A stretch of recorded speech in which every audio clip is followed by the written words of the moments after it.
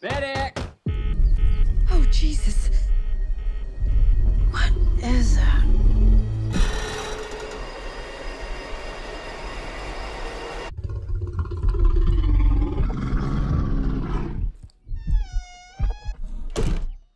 Beth, we should go. Millions of dollars worth of cocaine fell from the sky this morning in Knoxville, Tennessee. There's more of this out there. They dumped it somewhere. I'm looking for my daughter. Forest is a dangerous place. Hey, Henry, check it out. Something got into it. A deer, maybe. And it's time to talk about a movie that I've been looking forward to for the past couple of months. So, okay, so I heard about this movie because I follow Universal on social media, and I just see randomly pop up. I think it was December, maybe November, the poster for this, and I immediately thought to myself, "What are you doing?" But then I watched the trailer and went, "Oh my god, I need to see this. This looks amazing." So it says that it's inspired by true events. Now, if you don't know the real story, in I believe it was 1985, there was supposed to be this cocaine trade-off through plane.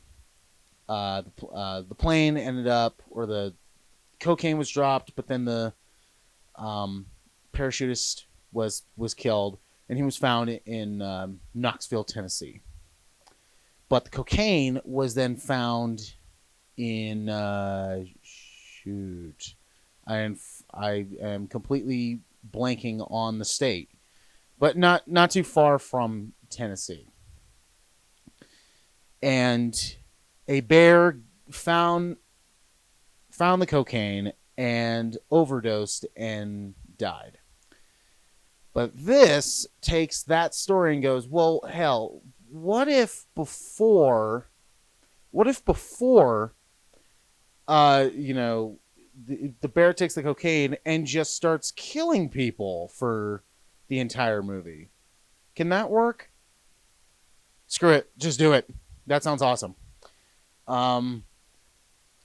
What I'm liking about Universal in the past couple of months is that they're pumping out movies that would normally be like, come on guys, you can't be serious. Like, are you seriously doing this? Kind of like with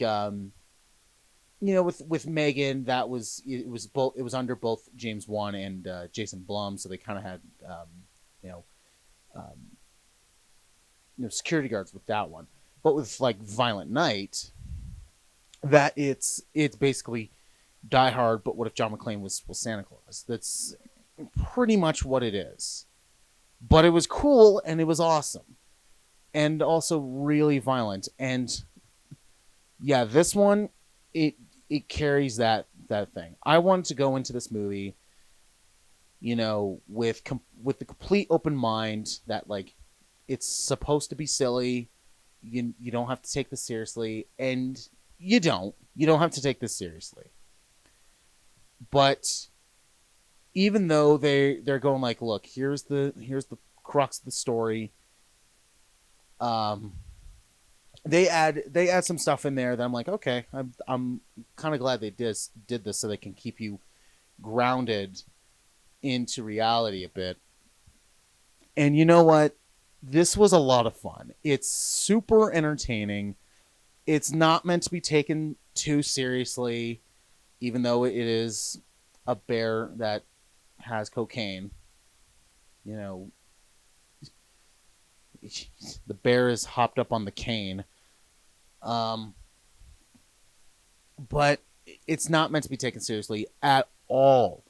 I'm not going into this movie going, wow, this is really thin on plot. In big retrospect, there is no plot. It's just a bear has cocaine and kills people for an hour and a half. Super fun, stupid popcorn movie. And it works.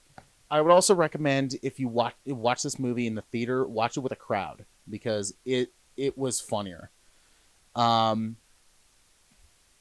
if you watch this like at home, have a party and watch this movie, because this is a great party movie. So we have like multiple stories that end up like weaving into each other. You know, we have Keri Russell's character as a mom who goes out to look for her daughter because the bear ends up chasing a daughter into a cave, so she has to go find her. You have a story about the dealers trying to find all the cocaine, but then come to the realization that the bear ate it all.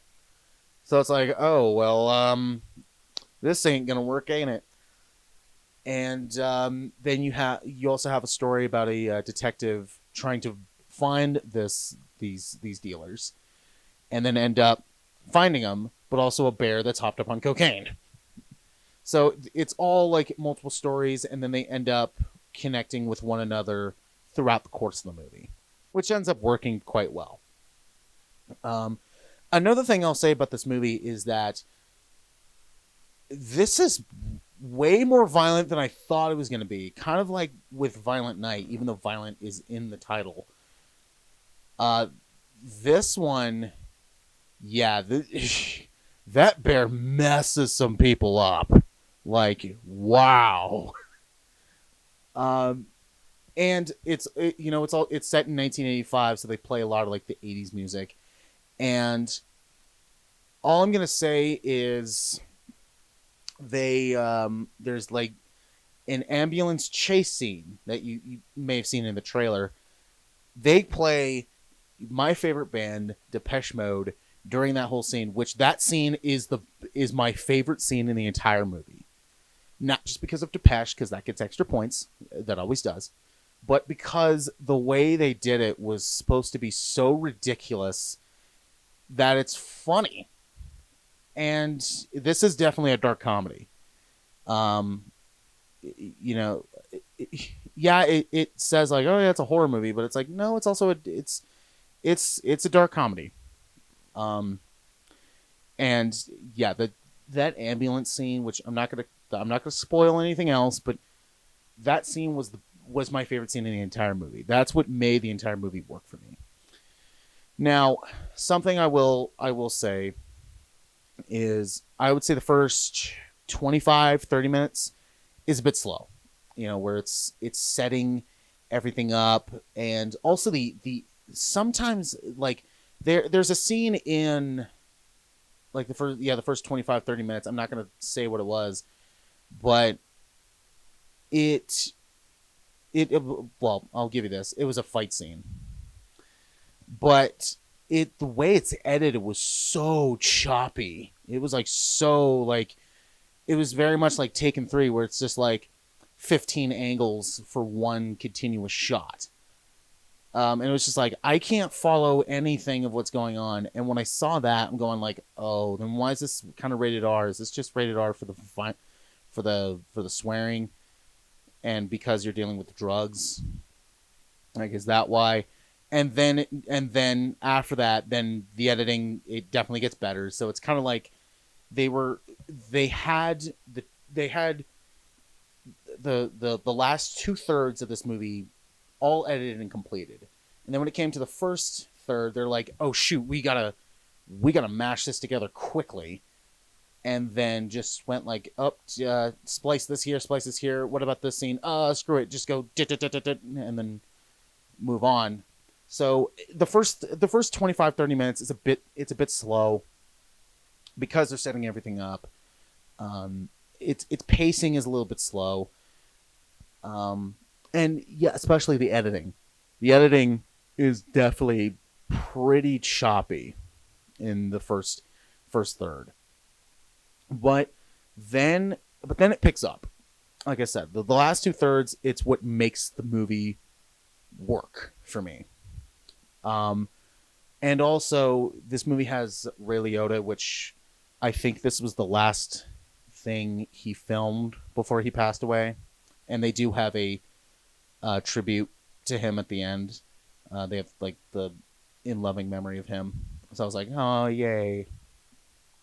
But yeah, this movie it's just a blast. It's a fun movie. It's not a movie to look into, go like, wow, this is like the plot is really thin here. It's like you're watching a movie about a bear that kills people because it's on cocaine. What more plot, if that's your plot, don't look into this like it's a Scorsese or a Tarantino film, because you're not going to get that here. This is a great party movie. It's a fun movie to watch with your friends or at a party or even just with a crowd. That's why I said, if you go see this in the theater, definitely watch it with an audience, because it makes it so much better. And like the theater I was at, there were some people there and everybody was laughing. So yeah, this is just a blast. It's a great, I think Elizabeth Banks, I think she did a really good job at directing this. Because for me in the past, she did, I think it was Pitch Perfect 3, which I haven't seen that, but I saw the first one and I just didn't really care for that. And the Charlie's Angels reboot that we got a couple years ago that I don't think we kind of needed, but it's besides the point. But I think she did a good job at making this movie, and yeah, this is a great party movie. Don't look into it with this is going to be an Oscar-worthy movie. This is a fun movie to watch with people, and definitely it gets extra points because they throw in my favorite band. Oh man, you What the f*** is wrong with that bear? Shoot it! Bear, speed up! Higher, baby, and don't ever come down.